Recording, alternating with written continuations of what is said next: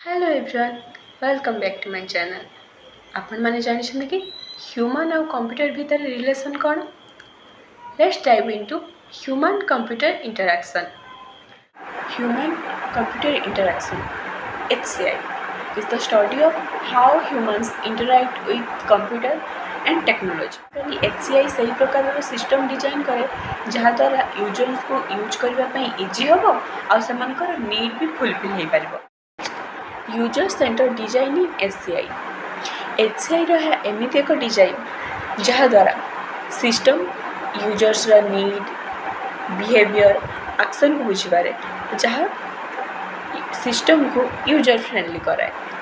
वर्तमान आम HCI को डेली लाइफ बहुत आस्पेक्ट यूज करमती कि दिव्यांग मान एक हेल्पफुल सिस्टम और डिजाइन। स्मार्टफोन रू स्मार्ट होम डिवाइस जाए सबुथिरे आम HCI को व्यवहार कर। स्मार्टफोन फोन रे स्क्रीन को टच करो स्क्रोल करो बस काम हो गला।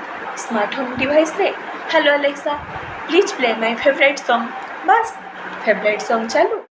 एबे जानिले तो मनीष और कंप्यूटर भीतर रिलेशन को। So a good HCI design can improve users experience productivity and overall satisfaction.